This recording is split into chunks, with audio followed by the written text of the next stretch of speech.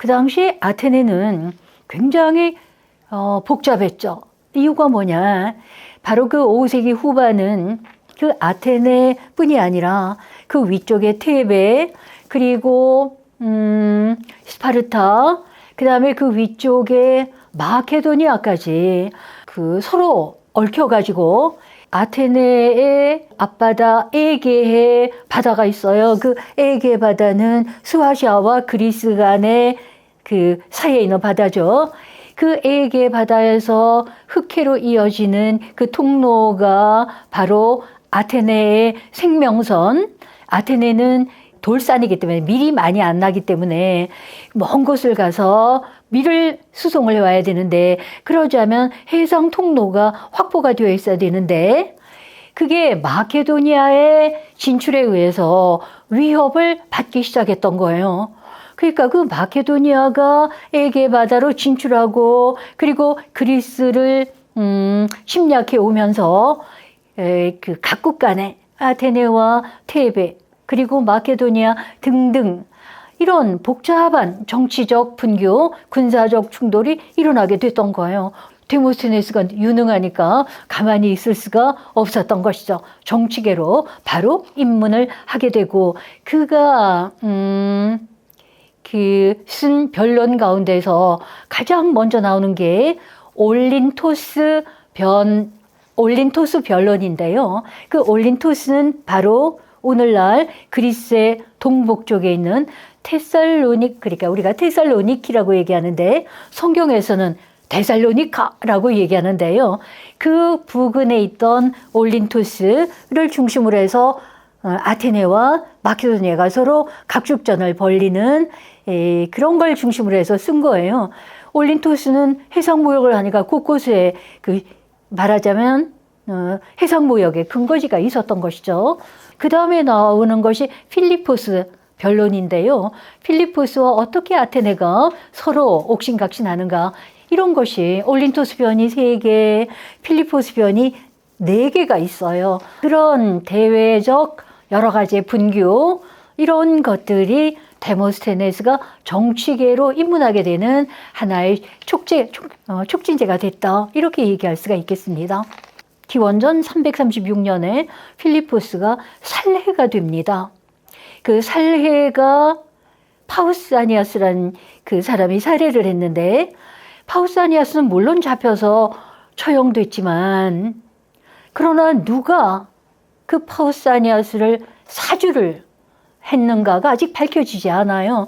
그런데 역사가들이 생각하기를, 사주한 것은 바로 필리포스의 전처 올림피아다였을 것이다. 왜냐하면 그 올림피아다가 낳은 아들이 알렉산드로스였어요. 필리포스가 세장가를 가서 아들을 낳았어요. 아들을 낳자마자 필리포스는 살해가 됐죠. 그러니까 필리포스가 죽고 난 다음에 알렉산드로스가 필리포스의 후계자로 마케도니아의 왕이 됐거든요. 이 알렉산드로스가 그 아버지 필리포스를 이어서 다시 아테네를 향해서 쳐들어오게 되는 거예요. 쳐들어왔다가 나중에는 그 야망이 너무나 컸기 때문에 그리스에 머무르지 않고 페르시아를 향해서 동방 원정을 시작했죠. 그러니까 그리스는 일단 알렉산드로스의 공세에서 벗어나게 되는데, 알렉산드로스가 동방 원정 페르시아를 정복하러 가고 난 뒤에 데모스테네스는 다시 아테네인들을 규합해서 마케도니아에 대한 항전을 아테네 사람들에게 권장하고 준비를 해야 된다고 하고 하는 그런 정도의 그 배경을 들 수가 있겠어요. 데모스테네스와 알렉산드로스의 관계는 그런 정도였고, 나중에 기원전 323년에 알렉산드로스가 페르시아의 수도에서 죽었다는 소식이 듣기자 데모스테네스가 바로 그 전쟁을 일으키게 되는 것이에요.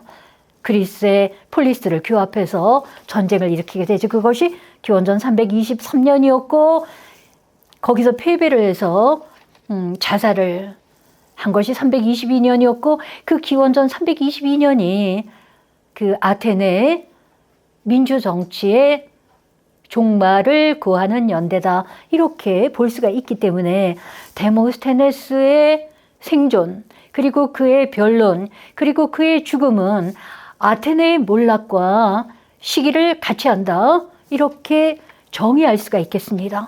그냥 문학작품하고 달라서 문학작품은 아주 독자가 넓을 수가 있지만 이 변론문을 중고등학생들이 읽는다.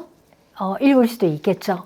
그런데 좀 어려운 점이 있을 것 같고 법학을 전공하는 사람, 법학만 전공해서는 법학 전공하는 사람만 읽어서 된 게 아니라 말하자면 대학이나 대학의 학생들은 물론이고 교수들 그리고 정치학, 사회학, 법학 그리고 등등 그에 관련된 인문학에 광범하게 이것이 읽혀져야 되지 않을까 이런 생각을 하게 되는데요.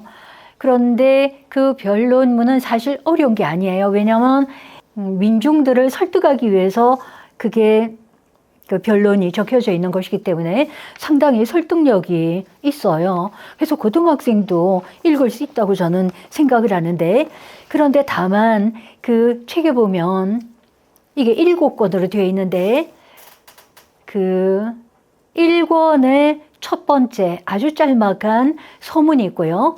1권의 마지막 부분에 그 역자, 그러니까 그 번역한 옴기니가 붙인 해제라는 게 있어요. 그 해제에 뭐가 들어있냐면 이 데모스테네스를 이해하기 위해서 그 미리 가져야 되는 아테네 사회에 대한 이해, 그게 정치 제도에 대한 분석, 그 다음에 정치 제도를 논한 플라톤이나 아리스토텔레스 등등의 사상들, 정치 사상들이겠죠. 이런 것들을 적어놨어요. 그래서 이 작품을 소화하기 위해서 다른 책도 마찬가지겠지만 먼저 1권 마지막에 있는 그 옴기니 해제를 그 상당한 분량인데요. 그리고 상당한 그 광범위한 주제에 대해서 적혀져 있습니다. 그것을 먼저 읽고 나머지 변론들을 읽으면 훨씬 더 도움이 될 것 같다. 이런 말씀을 드립니다.